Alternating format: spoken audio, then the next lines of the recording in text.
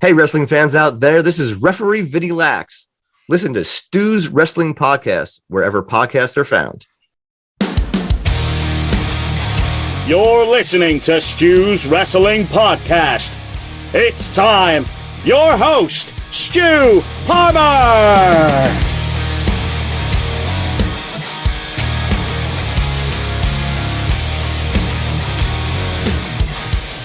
This is a huge moment for the show, the Stu's Wrestling Podcast, as I have got one half of Monte and the Pharaoh's Michael Monte on the show today. Monte and the Pharaoh has become one of the most well-known wrestling / variety shows and broadcasts in the world of wrestling and beyond. Mike and the Pharaoh have had so many fantastic guests, ex-WWF, ex-WCW, even guys from the territorial days way back when. So there's so much to ask Mike. I look up to Mike, and in terms of broadcasting and what they get to put together every week is fantastic. So are we ready? I think we are. It's time for Michael Monte, one half of the Monte and the Pharaoh, Long Island's #1 wrestling broadcast. Here we go. My guest today from Long Island in New York, who hosts with the Pharaoh, co-host of the Pharaoh, the host of Monte and the Pharaoh, one of my favorite wrestling programs, interview, shoot shows that there is. It's Mr. Michael Monte from New York in the good old US of A. Hey, we finally have made it on to Stu's Wrestling Podcast. Letting us have this opportunity to work with you, Stu. I greatly appreciate it. And thank you for that wonderful intro, my friend. Thank you so much, man. I love the work you do. I love that you get the old guys from the industry on, because I'm more fond of the 80s and the early 90s as well. A lot of people say, well, do you like the Attitude Era? I love the Attitude Era, but I like to harken back to the 80s and 90s. So yeah, the platform you give the guys, because they had great stories, didn't they? It's funny you say that. We still watch today's wrestling, but as you get older, right, just in anything else in your life, it's not the same. So having the opportunity to actually interview these heroes that you grew up watching, it's kind of a humbling feeling. You know what I'm saying? It's a big deal. So yeah, we love the old school style. We love taking a deep dive into the thoughts of these tenured veterans of pro wrestling, for sure. I'm going to ask you now, obviously, you guys keep it very, very fresh. And, we hear news stories from yesteryear, especially I'll pull one up, actually, Tony Atlas. Now, we'd obviously seen on Dark Side of the Ring them talking about the murder of Bruiser Brody, horrific to this day. Nobody's been held to account for it over in Puerto Rico. We've heard the stories, haven't we? But I got more out of Tony Atlas when he was on with you guys than I did, on the, internationally known Dark Side of the Ring. So yeah, just speaking to Tony about that, and how did you and the Pharaoh feel when he was opening up about what happened that night? So that's a really great question, Stu. That's a very interesting story. So Monte the Pharaoh is not based on we don't always want to talk about the same old stuff that everybody speaks about. So we had Tony on a few times before that. I don't know how many times, maybe 2. And Pharaoh kept on saying, when are we going to go into the Brody stuff? And I'm like, dude, like, the Brody stuff has been covered a million times. How many times can we hear the same story? And, to credit of my partner, Jimmy, he always tells me, whether they tell the same story or not, when they're speaking to Monte and the Pharaoh, there always seems to be a different twist to it.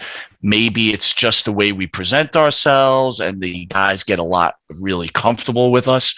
So we asked the question to Tony, and to this day, it's probably one of our most watched videos. So when Tony's telling the story, I'm sitting back and I'm like, wow, this is totally different. I mean, look, the basis of the story doesn't change, but the way he presents it was amazing, and it ended up being an amazing story. And again, like you said, probably one of the more tragic stories in pro wrestling. But as we get to listen to these gentlemen and hear these stories. There's a lot of horrific stories out there. And you and I were speaking yesterday. We were doing some test runs. And the one thing I think we both have in common, we're not into the dirt. Look, if you ask a question, someone tells a story, absolutely. And, you know, the one thing that Jimmy and myself do is we allow people to speak and have their own opinion. Whether we agree with it or not really doesn't matter, right? That's not what we're here for. Do we have debates on a show? Absolutely. That's what the show is based on, right? It's kind of like you being at a pub, having a beer, talking to a wrestler, and just discussing whatever the subject is. Look, we've had guys speak about religion for an hour, politics for an hour, their children or their families for an hour. I think that's what separates ourselves from everybody else. And again, some people really love it. Some people don't love it. But yeah, back to the Tony thing. Still a very shocking story. And still to this day, I'm unsure who really had their hands in this. I have my opinions, but I really don't know.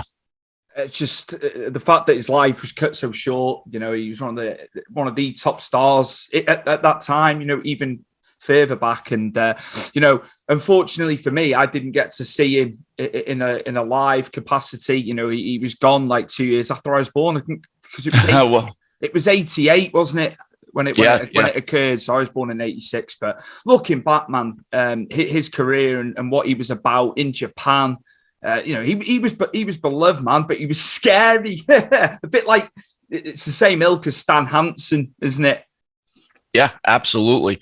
You know, we grew up in the Northeast here, so we had very limited touches on Bruiser Brody, right? When we finally got WCCW on cable, you got to see him a little bit, right? But overall, yeah, we also, you know, we're older than you, but we also had our limited views of Bruiser Brody. We always wonder to this day is during the Hulk Hogan era, which is, I think, Pharaoh and myself's favorite. What is it? The golden era, they call it, I guess. If Brody would have come up here, God knows what kind of WrestleMania could have been made out of that situation. So, yeah, that whole event was a shame for all of us, especially as wrestling fans, that we didn't get the opportunity to see Brody in that position. I've got two gentlemen to ask you about. Now, we've spoken off camera about this. Now, I didn't find out about JJ Maguire's passing. It was a month later, and I messaged you. I couldn't believe it.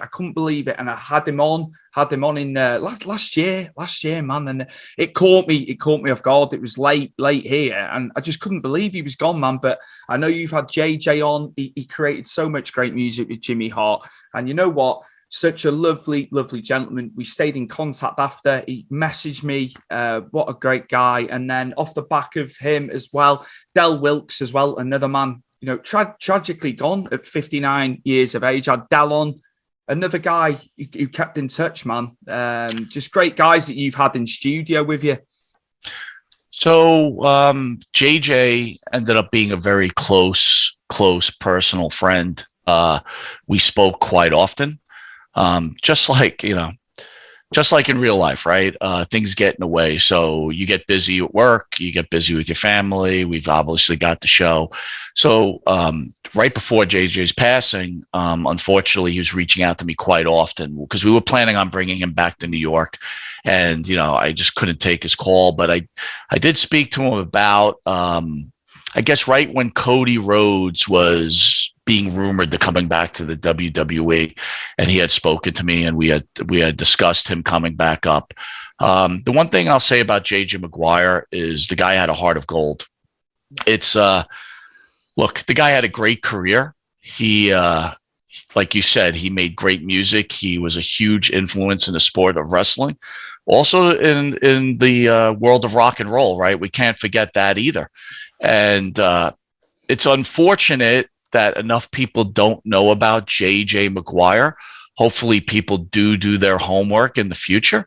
But his passing was a shock to me. And when you wrote me, it was just very shocking. But still, on a positive note, the one thing I think I could speak for the Pharaoh on this too, the one advantage that we've gotten from having the show is getting the opportunity to make and build relationships with people like JJ McGuire and yourself. I mean, the list is long, and you make these friends, and you're better for it as a human being, and you're better for it. It's just something special for your life, Stu. So, it was sad, but JJ left his mark, and what a wonderful human being. Unreal. What was your favorite song penned by him and Jimmy? If you can look back in the annals of time, obviously the WWF theme songs. I mean, there's over 100 songs, and the WCW ones when they went over. But yeah, which song sticks out for you that they produced together? I would think "Sexy Boy" would probably be the best song, right? I mean, who doesn't know that song? I mean, think about that. You made a song that every wrestling fan loved, and obviously Demolition too. But I would go with "Sexy Boy." In fact, one of my favorite moments is when Wisteria Hall, Jimmy's band, played with JJ in studio, and it was, again, it's. Look, think about what you're doing right now, Stu. You're recording history, right? When you're gone and I'm gone, you're forever going to be seen in some sort of fashion. And maybe, you talked about you were born and Bruiser Brody was gone fairly quickly, but you still get to respect and love the man by watching videos, right? You're creating that right there. So again, JJ may be gone physically, but in people's souls, he's still with us. Demolition's my favorite. I told him that when we did the interview. It's just amazing. That I just can't get over the fact just how many songs they penned, and just incredible. And also, just to go off that a little bit, his book, My Life in Heaventown. I'm going to purchase it when I get a second to sit down. I'm going to purchase the book. I did promise him that when we were on camera. So yeah, just to get some more information on him and his wonderful life and career. Well, you won't be disappointed. It's a very good read. I read it when I first had met him. We had sent it, get it ready for the show. But yeah, it's a really, really good read. I got to tell you, there's a lot of real wonderful wrestling books out there that even if you're not a wrestling fan, they're very intriguing, and the stories that they tell are pretty wonderful. So yeah, I would recommend it. Absolutely. Now on to Del Wilkes, another guest I had on in 2020. Another guy kept in contact after, and again, terrible news that was when we had that last year as well. But another man, heart on his sleeve. And I think again, he had a wonderful career as well within wrestling, and you had him in studio as well. Del, so when Del was in, he was in with Buff Bagwell, and we pretty much spoke about politics and the state of the country. I think that's where Del that's where his heart was at least at this time of his life. He was a really, really another very special human being. We spoke quite a few times, and another sad passing. But look, I smile when you bring these names up because I think about the good moments, right? I don't. Of course I was sad, but, in the end, Del left his mark. And look, it's also, Del said it, right? He had a lot of substance abuse problems, and, between, the usage of steroids and what other kind of pills he was taking or whatever else, and maybe the addiction to alcohol, what it turns out to be, eventually it affects the body. And unfortunately, for a lot of us, it ends up being a very short time on this planet. Just so sad, man. I tell you, I spoke to him about it. I said his time in WWF was relatively short. He was going when he was with Brett, and they were doing that program. Like I said, there was still more legs in that because Brett was my favorite, but I was I was conflicted because I like the Patriot, obviously Stars and Stripes in WCW. So I told him, I said, as much as Brett was my favorite, still my favorite of all time. I said, you had me conflicted because I loved him, coming out in his mask and his American regalia, obviously. Just that feud could have gone longer, had issues not have come into play. You know, it's funny you bring that up because I always think about Bret Hart, the whole Canada gimmick. That you're right. That had legs beyond where they went with it. And you know, I ask you, why were you such a great Bret Hart fan? Like, what makes Bret your favorite of all time? Technically, what he could do in there. I think it even went down to what he was wearing as a kid. Your subconscious isn't really there, is it? I think it was the pink and black when I was a lot younger. And I could just tell, as much as, you know, when you're younger, you're not much in the loop with it. And your respect levels grow as you get older for what they did. But yeah, he was just my hero, man. And then that SummerSlam 92, I've said about this many, many times. I was in attendance with my dad. And, you know, I wish I'd been a little bit older, Mike, being at that show, because I was only 6 years old. But bulldogging him, Lennox Lewis coming out with the Union Jack. I can remember all the fireworks going off. But yeah, back to Bret, it was a clinic every time. And the feud were perfect. And then, you know, 2 years later at King of the Ring, where they were in the match together, you know, Mr. Perfect, his back was shot, but you wouldn't have known, would you? That was testament to Kurt Hennig. But yeah, just Bret in general, man. I just gravitated to him.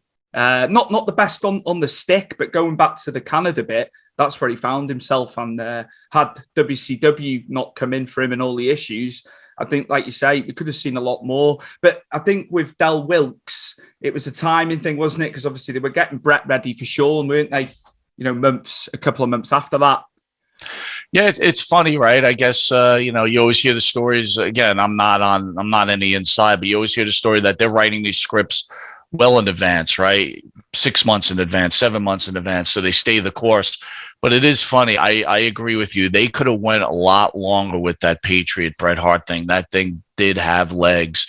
But, you know, again, I enjoyed the Patriots stay up here. I also enjoyed him in WCW when he was with Buff Bagwell, right? Stars and Stripes. So, you know, again, I was always a Patriot guy for some reason. So the one thing I did miss is I wanted Del to wear the mask in studio. And you know, one of our big jokes is we love when masked wrestlers are around because we want to see them like eat and drink with their mask on, because it's like, you know,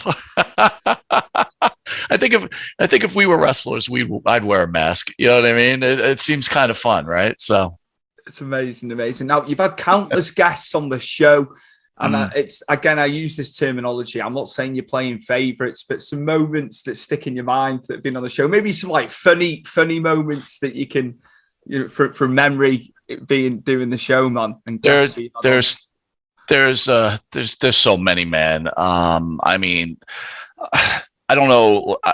My favorite. So again, we don't really mark out, right? It's like we're at a point now in our lives, right? You're a human being, I'm a human being. Obviously, we respect what everybody's done for the industry, and but I will tell you, I would say our favorite moment was when Bob Backlund was in studio. You know, we grew up on Backlund, right? Hating Backlund, hating every second that he was champion, and then as you get older, you realize what this guy meant to you growing. I mean, you know, geez, we had 4 years as him as champion, watching him knock off the best of the best. And, you know, you're rooting for every bad guy around. And here he is in studio. And just the respect that you have for him, I would say that was probably our favorite moment. And we had, you know, look, we have a lot of laughs with all our guests, right? We just, you know, we have a good time. So I would say I like the emotional side of when the guests are in there, where they get emotional, speaking about either their fallen brothers or their families. I like the inside deep dive of what's going on in their mind. You know, it's funny. Recently, I think CM Punk came out with a anti-abortion T-shirt during a wrestling show, and I didn't know where I stood on that. I didn't agree with it at the time, and then I started to evaluate. You know, anybody who watches the show understands I am not a CM Punk guy. I don't like CM Punk. I don't like his agenda. I don't like people with agendas. Right? It's like you got to take care of yourself. and stay away from agendas. But anyway, I digress. I was thinking about how out of line I thought maybe it was for a wrestling show. But then I said, you know what? This is kind of what Pharaoh and I do, right? We interview people and we ask them their political thoughts. We ask them their religious thoughts. So really, was CM Punk off by doing that? So, in my mind, I have to take a retraction and go, you know what? I guess it's okay he was wearing that T-shirt. But as far as the show goes, I enjoy hearing what the wrestlers think, what their thought process are. Anti-Trump, pro-Trump, pro-Biden, anti-Biden, anything they speak about. One of the funniest moments, though, I would say, is Missy Hyatt. I never thought I would meet someone that was such an open book. She, again, you don't know if you're being gimmicked here, Stu, right? So when you're having this conversation, you're like, all right, are they, they could be working. You have no clue. But this lady had no filter, man. It was just all out, saying how she felt. She actually got us suspended for 2 weeks with her comments. So there you go. Oh, no. Again, I think the amount of things you see and read about her, and there's stuff that's been traipsed up about her, but for her to be an open book, man, it's incredible. It's incredible. And I like the fact that people aren't ashamed who they are, right? Yeah. We all make mistakes. We're all human beings, and they're not ashamed on with anything that happened. And I like that. I don't like when people are so guarded, right? It's like, if you're going to do an interview, let's not be so guarded. Speak your thoughts and let the people hear what you have to say, no matter what the repercussions are, right? And really, what kind of repercussions are there, right? So, you live within the New York State area. I've got to ask you now. When you were watching it many years ago, some matches. I'm assuming you went to MSG a lot. So yeah, just matches, man, that you've got to see over the years that stand out. So I was a frequent visitor to MSG. So my favorite match of all time, was the war to settle the score. Hulk Hogan against Roddy Piper. That's the start of rock and wrestling. We took the train. We were at the top of the Garden, like the last seat. There's no seats to be held. I think we bought it from a scalper. Me and my friends, and Stu, when I think about that match to this day, I still get chills. That place was unglued for 30 minutes. And, it's funny. Hulk Hogan, for, again, today's wrestling fan, they're always looking for the great wrestling match. To me, wrestling's not about that. Wrestling is about how they can drag you in, make you invested. If you're not invested, look, dude, we're older, right? So when we're kids, it's much easier to get invested. These are your superheroes. Of course, you're going to care. That's almost nature.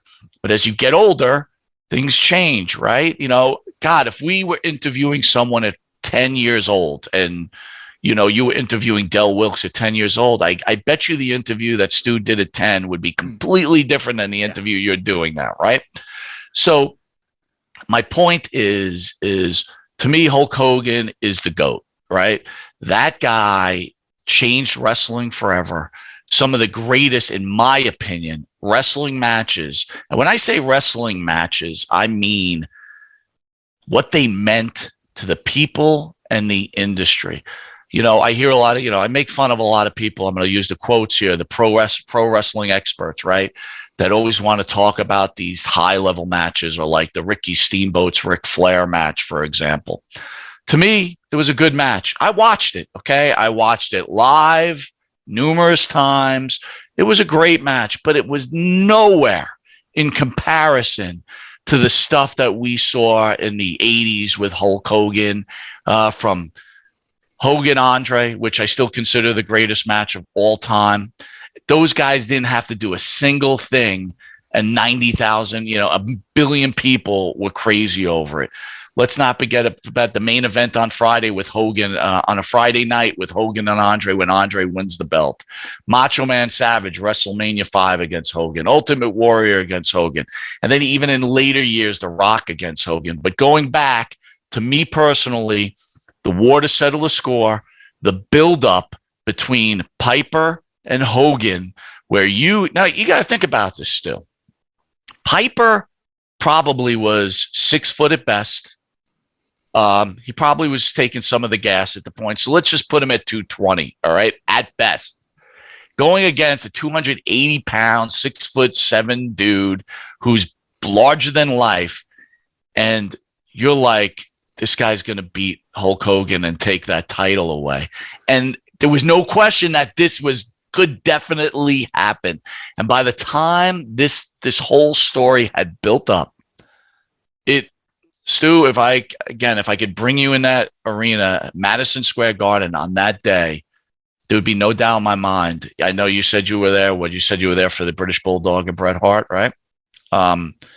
You might say that was the greatest match you've ever saw in your life. And the way they go at it, punching it, anyway, I don't have to. If you want to watch it, just go watch it on YouTube or go watch the War to Settle the Score, the whole MTV thing.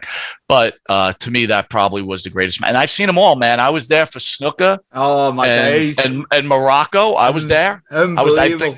Unbelievable. Yeah. Mick Foley, when he said over the years on documentaries, he was there. Just, man, incredible. I got to MSG in 2013 for the Hall of Fame. But we were staying in New Jersey because obviously the big show was at MetLife. So we were in and out of New York for the week. So I got to see Bruno, go in, which is incredible. But yeah, man, I've got to get to Madison Square Garden.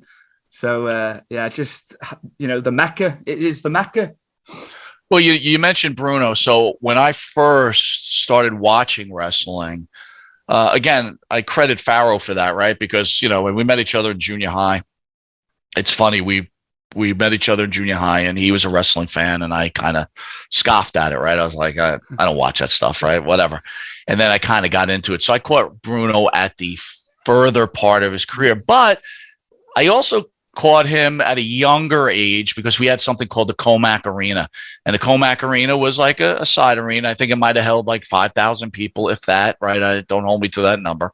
All the wrestling pro experts out there, you got the number wrong, Monte. I get my numbers wrong all the time, so don't hold me to it.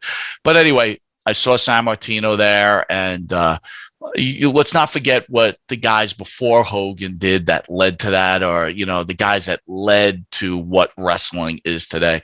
So absolutely, again, people, I guess, whoever watched San Martino back in the heyday at the Garden would probably disagree with my Hogan statements, right? They probably were like, I was there for Bruno and it was different.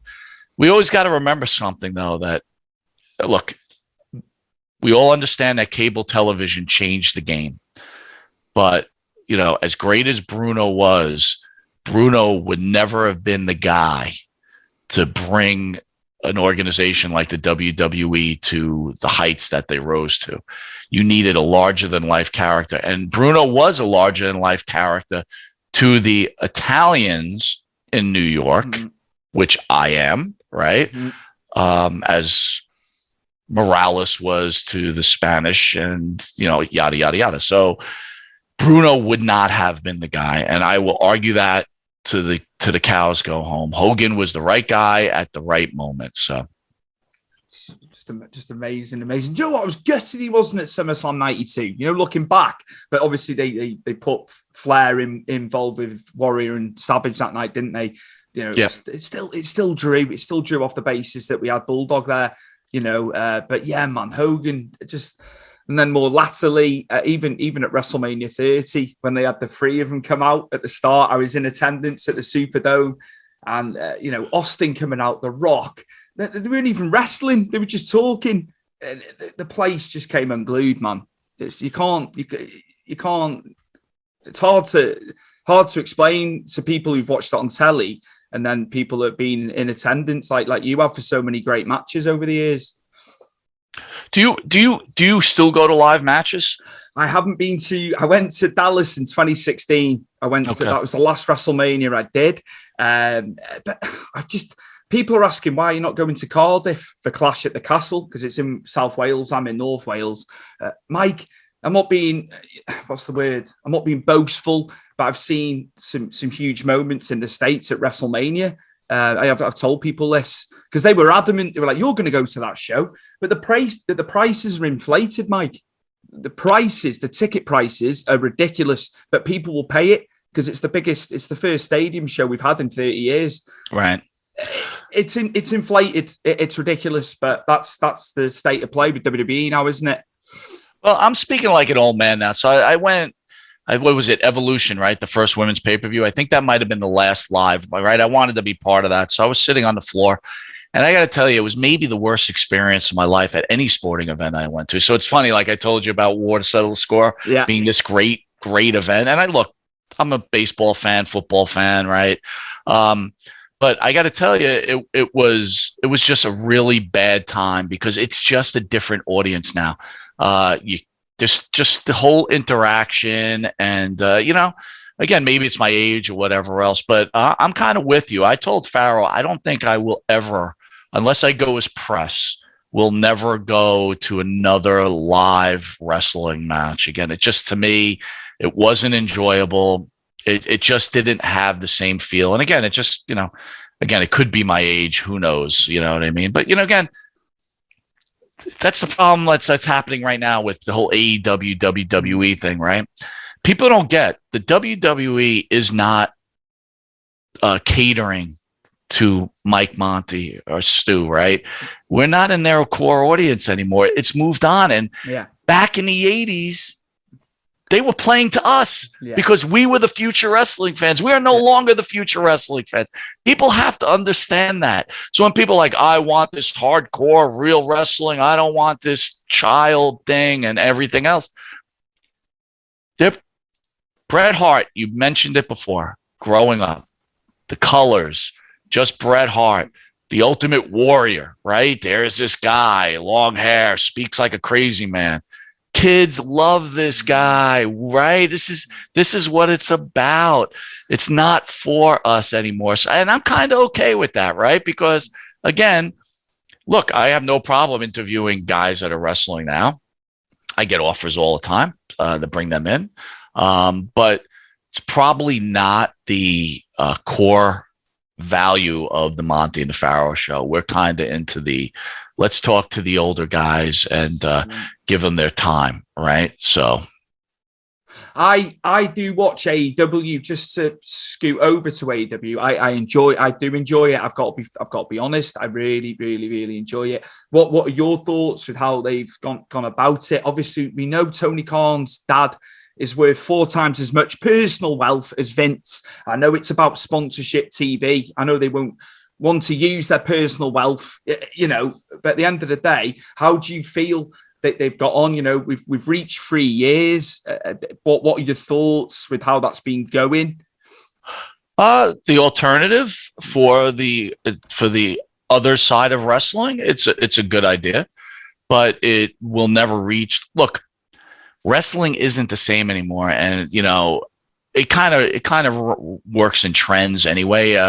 You were part of the early 90s, right? Wrestling was not strong back there. I remember going to the Garden where I think I could count the amount of people that were there. Like, you look around, it wasn't the same. So I think a lot of people will say wrestling's never been better. I will disagree. I think wrestling's got its core audience.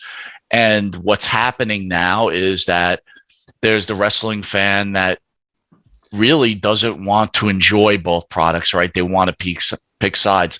But again, that's how we've been built, right? We've been built to choose. Look, you're wearing a soccer jersey, right? So you're picking your team. Everybody picks their team now. This is what we do. So it's Team WWE, Team AEW. So are they doing a good job? I guess they're doing a good job. Am I a fan of the product? Sometimes, I guess, is the answer. Right now, I enjoy women's wrestling the most. I think they give me that old school feel more than the men do. But overall, if I would say that there's only one real true superstar in wrestling, to the level of, we'll call it a little outside John Cena, who, again, I've reiterated, I don't know if you agree with this, but John Cena was the last great pro wrestler ever. I love John, mate. I love John. We were two of the guys at WrestleMania over the years. I've jumped in a little bit here. They had the headband on and the obviously wristbands. Honestly, there's a photo. And like close friend of mine now, we met in America and we all live over here and, you know, become good friends. They were all emblazoned in Cena stuff, man. I've always respected him, Mike. Sorry, I jumped in there. No, it's fine. I love the man. I love the man because at the end of the day, when someone like Ric Flair's saying what he's done for the business, a man that's standing at Ric Flair, you only have to listen to what he's said about Cena over the years. He's had a lot of shit, unnecessary shit, I feel, but you know, it's subjective. You're allowed your opinion, you know. Oh, absolutely. But again, like if I was to ask you, you're this great wrestling fan, you know, who, in your opinion, are the five, let's just call five greatest pro wrestlers of all time? And forget about just wrestling. Just when I say wrestle, I'm talking about mic skills, influence on the industry, you know, back of the baseball card, you know, mic skills, anything. Who are the top five? Obviously, it's going to be Brett. Brett is absolutely 100%. Hogan, I've got to put Hogan in there. I was more Ultimate Warrior, but if we're saying like, you know, I love Warrior. I love Warrior, but I didn't really understand it that he was that he was limited because, as you said, he had all the regalia on. And, you know, the way they did it, it was amazing. But then again, you know, he had two great matches with Savage. You know, to be fair, I know that was the caliber of Savage. So, yeah, him as well. Savage, I appreciated Savage more as I got older. I hated him when he was heel. That's what they wanted. That's what they wanted. That's what the machine wanted us youngsters to feel. But when I look back at like King Macho Man and all that, it was amazing. I think I got one more left here. No, I got two, I think, right? You got Kurt Hennig. Kurt Hennig's in there, and I'm gonna pick a big man. I've got to say Undertaker, just for the longevity and you know, the Vince McMahon and obviously the machine cultivating that character, but he had to go out there and do it, and you know, beating Hogan at Survivor Series, man. You know. I've got to put Taker in there as well, man. I have to because of the time he was doing it, the length of time. So I'm listening to your list, and who could disagree with that list, right? Now, people can't disagree with it, but in the reality, though, when you look at it, it's hard to argue. You name some of the greatest stars of all time. But my point is here, you brought up Ric Flair. You notice Ric Flair is not on your list. Because I could extend. I said this to TJ Wilson, to Tyson Kidd when I had him on a couple of years ago, and we both agreed I could have a top 25, and that's not that's just individuals. You know, I could throw 25 with tag teams. I could eat it easily. I could extend off 5. Flair's in there. Okay, so Flair would be in your top 25. You think he'd be in your top 10? Yeah. How do you feel about Flair? I've got to ask you. I thought Flair's one of the greatest of all time. I thought he was a huge influence on the industry. But when I think of the greatest of all time, Ric Flair's not on the list. You know, again, I can't argue with your list at all, but I could tell you what, I could definitely put probably 10 wrestlers before Ric Flair's name even comes up in my mind. Because let's be honest, Ric Flair was huge for the industry, but he was at a time where he was in an organization that was limited. It was a limited organization. And when he came up here, he did nominal damage. I will tell you that I went to the first Madison Square Garden Ric Flair Hulk Hogan match. I've told this story. The place was empty. Empty. It's mad, isn't it? It's mad to think that, but then he was NWA, wasn't he, through and through? Mm-hmm. It was a different type of audience. That's crazy. And then, you know, we didn't get the match at WrestleMania 8, but I know they did the house show circuit all them times.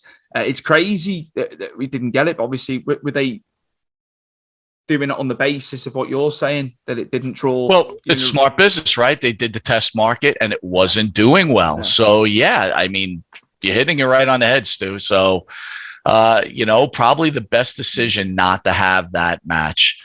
Maybe if you look back in the annals of time and you go, man, imagine if they had that match, what it could have been.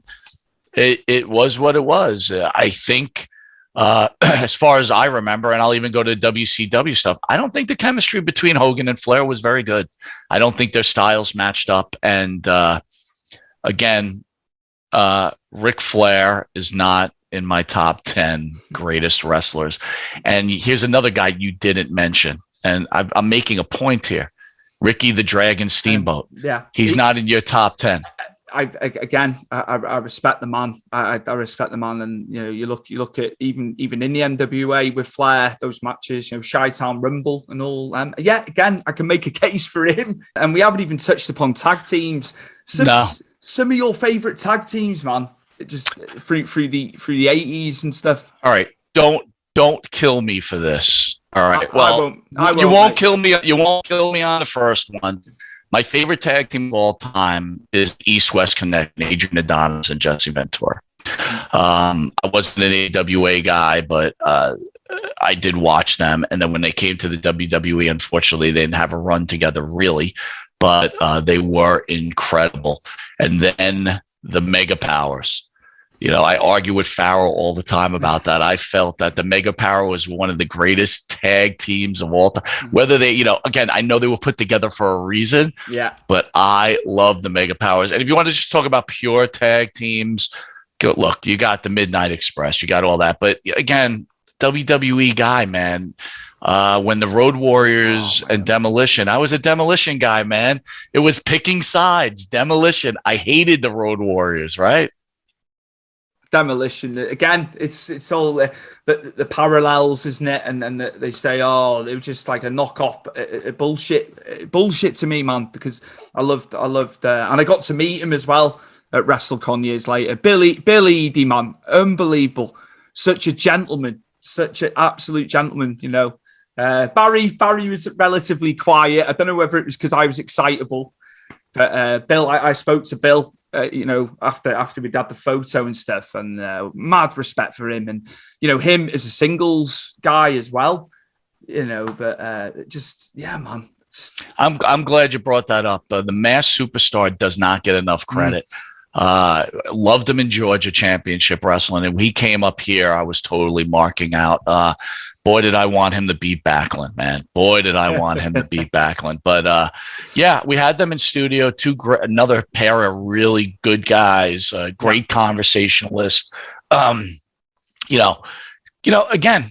here is Demolition, one of your favorite tag teams of all time, and they're sitting across the couch, and you're just having a casual conversation. You're like, you know what? Life isn't so bad, right? And so it kind of like ties that childhood dream, and and just ties it all together a nice little bow, and you tie it up. But again, there might be people on here watching. Oh man, look at these guys, they're marks. You know what I mean? And it's like, I don't even get that term. Like, what is a mark? Why? Because you enjoy something, because you respect someone for what they do, and you want to give them their flowers while they're alive and say, hey, thank you for making a difference in my life. I mean, look, man, wrestling, I sold the story first when I met Pharaoh, and he was a wrestling fan, and he kind of turned me on to it.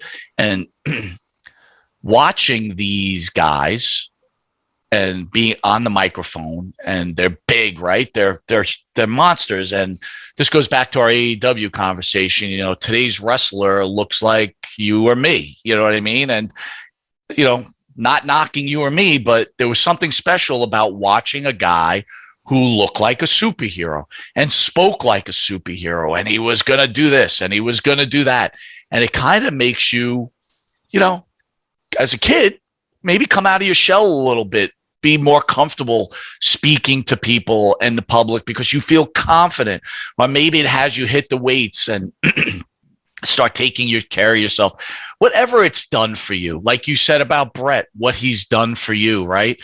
So the terminology mark, fanboy, I've yet to get that, right? And I yet to get it even more, Stu, like for someone who's doing what you're doing, and to use that kind of terminology, because I will tell you that's a hard, strong rule with Pharaoh or myself, is that a fan is a fan, right? These are the people who are showing you the respect to watch your programming, right? Ask you questions, and then you're going to degrade them by calling them a mark or a fanboy. I don't get it. So back to the original question is that's wrestling changes for a lot of people, change their life like baseball, football, whatever. But wrestling on a different level, right? Because it's almost like, other sports, for some reason, when a wrestler's on a microphone, and especially when we grew up, when it was more of an old style with them sitting there with one-on-one with the announcer, you felt like they were talking to you, right? And that, to me, is the difference. Absolutely. It's just, you can't. People try and bait me. People try and bait me with that. The marks. So I'm not. Yeah, all right, then that's what you think. That's what you think of me. That's fine, Mike. Now you've had countless interviews. We're into the hundreds of guests that you've had, yourself and Pharaoh, on the show.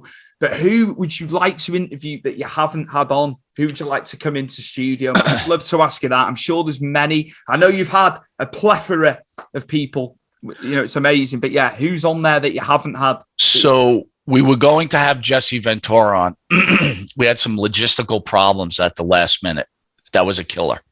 That, to me, was going to be the ultimate interview for me, because Jesse was, when you talk about Jesse Ventura, forget about just the wrestling aspects of it. This guy was a Navy SEAL, right? Yeah, he defended this country. He was the governor of Minnesota. He was an actor in movies that we loved, right? And then just add the wrestling onto it. That was going to be maybe one of the hugest moments. I got to tell you, Stu, with the exception of Stone Cold Steve Austin, The Rock, and Hulk Hogan, we've pretty much run the gamut here. I said to Pharaoh, I'm like, there's not, again, and we love having return guests too, because we've become friends with these guys, right? Absolutely. We sit there, we bullshit with them,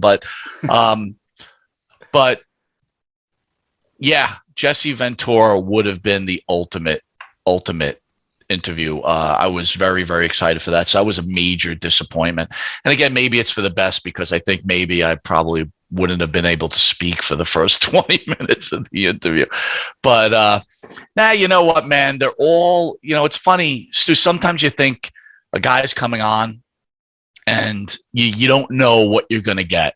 I know, use Tonga Kid, for example. I'm like, look, Tonga Kid to me was special, right? Because growing up, he's the guy that replaced Snuka for a little bit when Snuka was hurt after the whole Piper angle.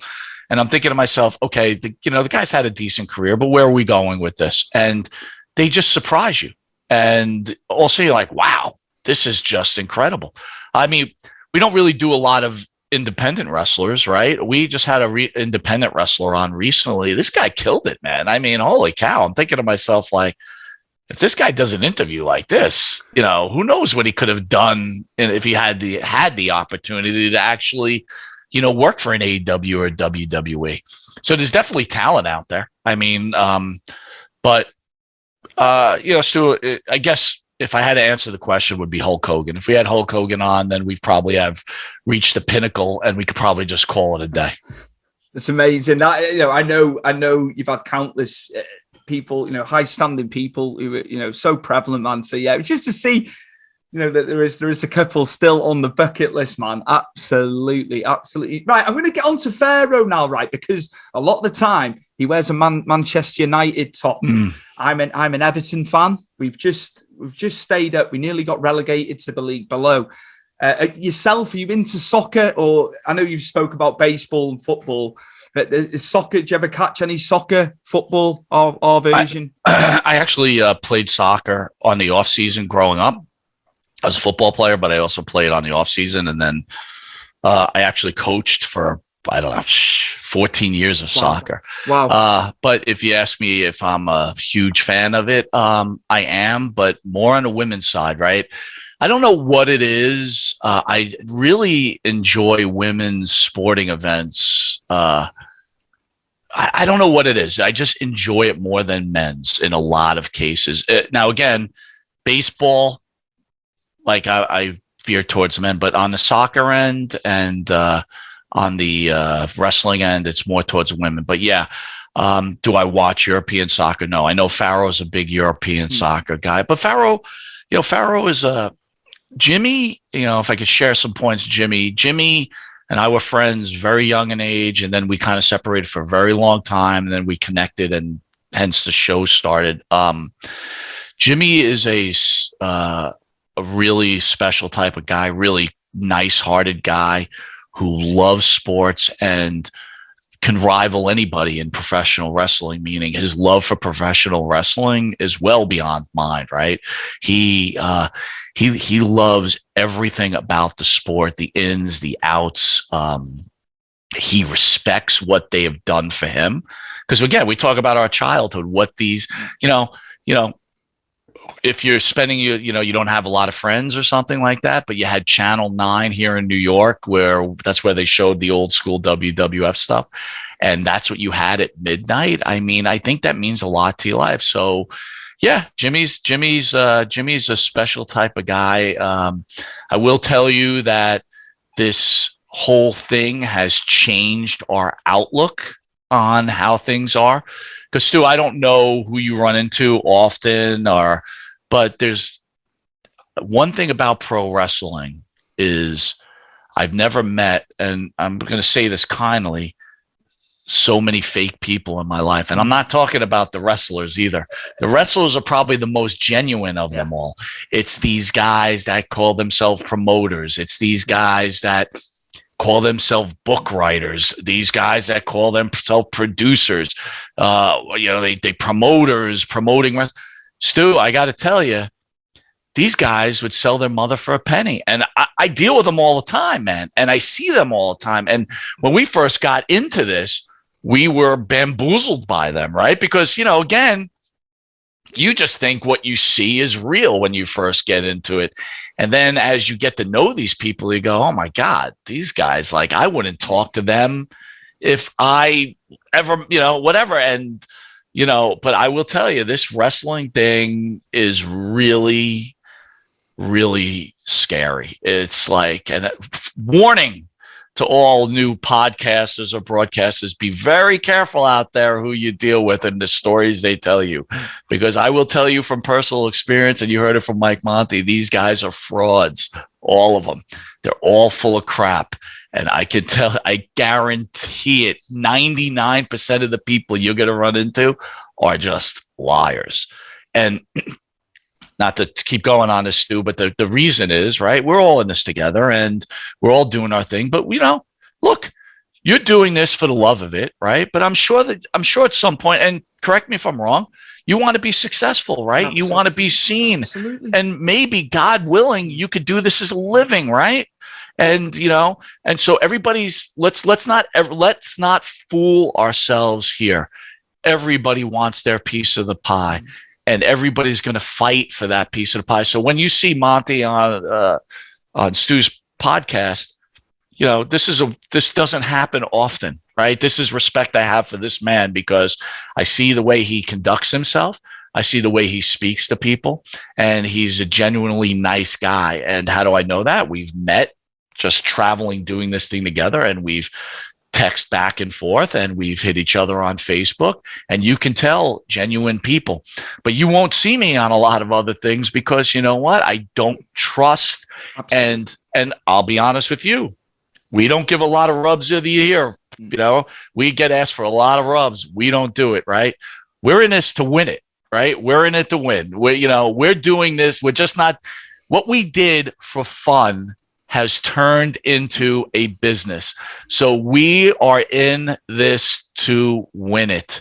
But again, if you're an aspiring podcaster or broadcaster, because we don't consider ourselves a podcast, don't trust everybody because they will trick you and fool you and drive you to the bottom. So I'm off my soapbox, but I had to just say that. Life lessons, Mike. Life lessons, isn't it? Yeah. I can tell, some things you can take with a pinch of salt, and it comes across. I love doing this just to me for a second, but I know if I was to quit doing it tomorrow, somebody else will come in. I'm under no illusions, and it's great. It's great charting all over the world and stuff like that. It's been amazing. But I know if I was to finish tomorrow, somebody else is going to come in. I know you can attribute that to other stuff. It's just the nature of it, isn't it, Mike? Yeah, well, but you know what? But just like you just said, you contribute to other stuff. But guess what? You fight in your real life, right? You fight, and you fight here. You're going to fight for your piece of pie. So again, when you see your podcast charting, right? So listen, Pharaoh will attest to this. I've got analytics and charts all over our office, right? That shows all our sponsors what we're doing. And you can look, and guess what? Your podcast is noted there. I graph you every day along with like 8 or 10 other guys. And you know what? That's what we're doing here, right? And so again, you love it. There's nothing wrong with loving what you do, right? Yeah. But let's not be delusional. We're in this to win it, right? So again, just I guess, again, it's a sore subject with me because in the beginning, we met some people that really fooled us and we took a little bit of a beating. And then when you realize all these people are just nothing but frauds, you know what I mean? Then, and they know who I'm talking about, by the way. I'm looking directly at them because they know. And usually I would just say their names, but I'm not going to do this on your podcast. But it's fine. They know who I'm talking about. So, and you know what? I call them out. I would call them out every day because you know what? There's one thing. I don't believe in dishonesty. So whatever. But again, we'll stick to the point. But again, I'll reiterate that you are one of the different guys out there, and there's not many of them. That's for sure. I respect you and Pharaoh, what you do. I look up to you guys. I do. That's how it is. But no, thank you for the kind words, man. I think it's being believable. You can tell when someone's, there's been countless podcasts, especially through COVID and lockdown. Wrestling, it was just like, it was rehashed stuff. Who am I to say that somebody can't do a podcast? But I was watching some of it, Mike, and I'm just like, it's not engaging, man.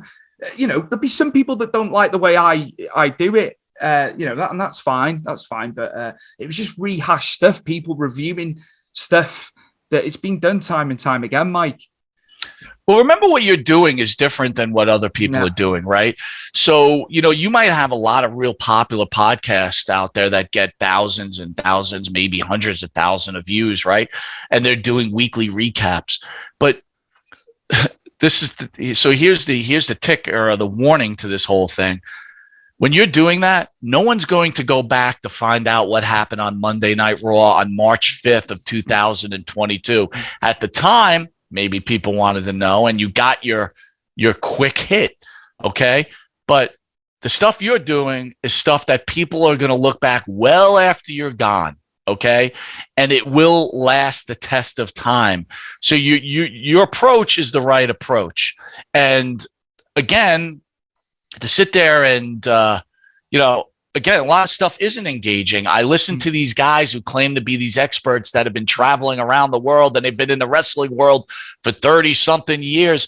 And these guys have the same line every show. It's like, write yourself some new material, please. I mean, look, talking about our show, I think that's what makes our show different. Jimmy and I have been friends for a long time. So this is not like we have a script, right? There is a script, right? There's bullet points that we're going to hit, but our conversations are not scripted.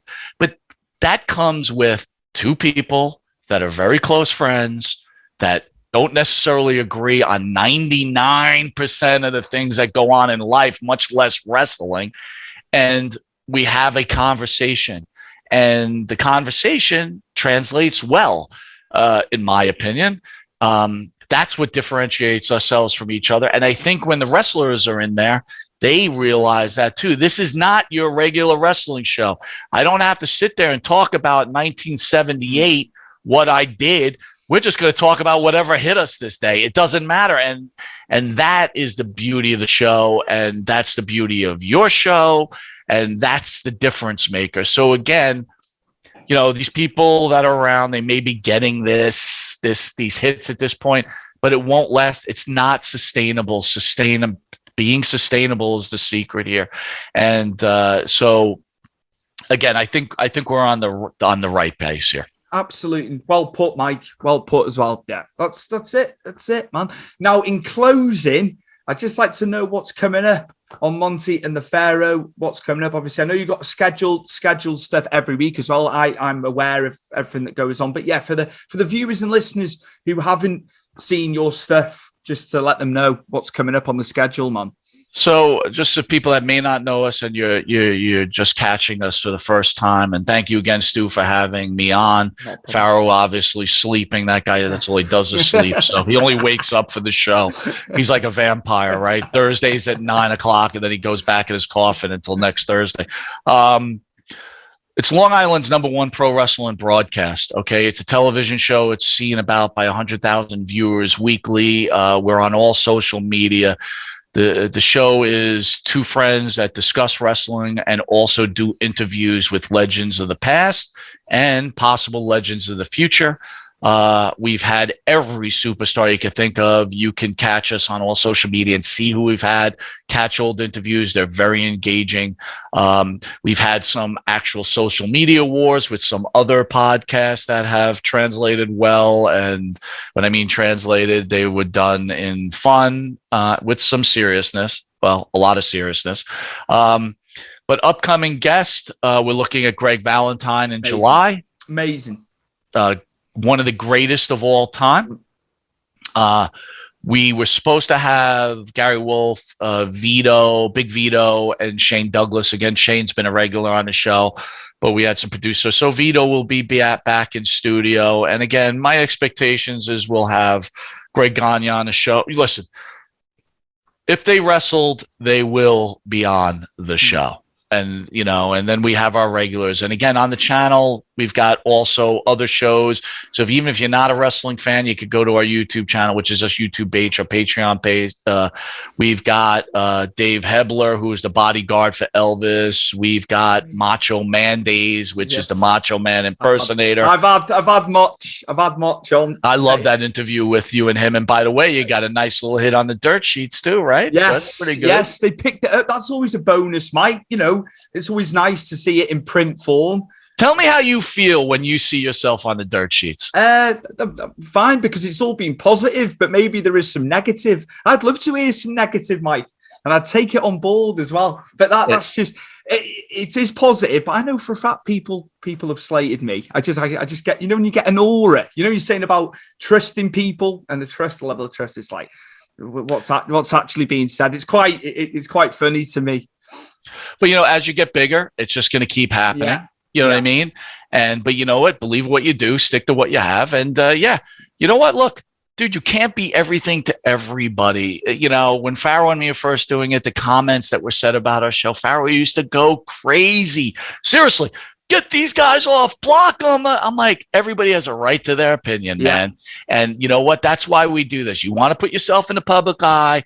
You're going to have to take some feedback. So you can't be everything to everybody. Be true to yourself and be honest. And don't be a pro wrestling expert who lies all the time and just talks a lot of bull crap, right? I think the fact Bill ran it, Bill's the ultimate for me. Bill Apter, amazing. The fact he ran it and he paraphrased the show, man.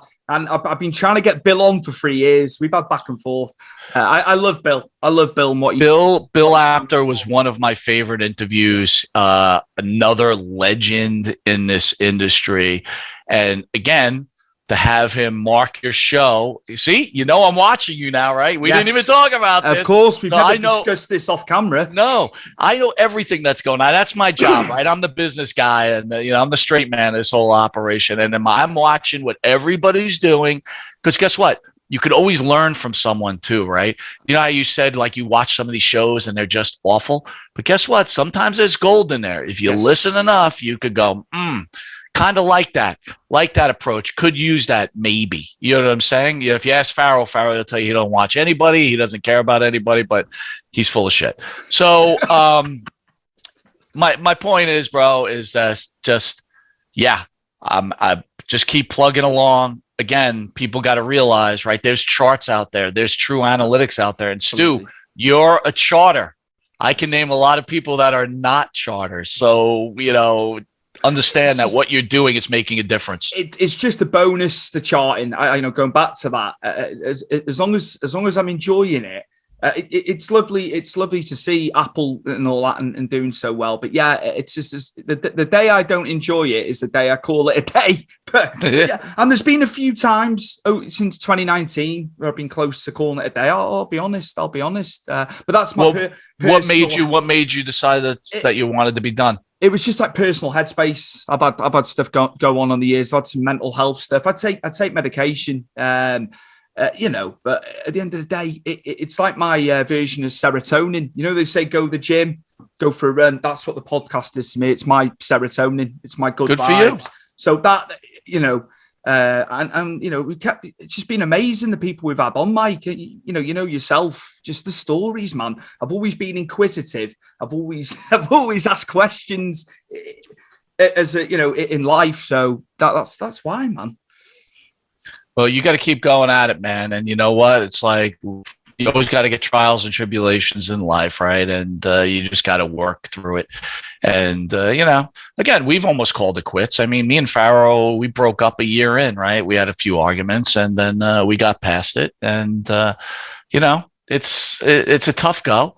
And again, look, you're younger than me, but we're late to the game in this whole thing, right? Yes. People have been doing this a very long time. So to achieve what they've achieved, look, there is something called first to market. So if you're first to market, doesn't mean you're better. It just means that you've got the advantage of being first to market.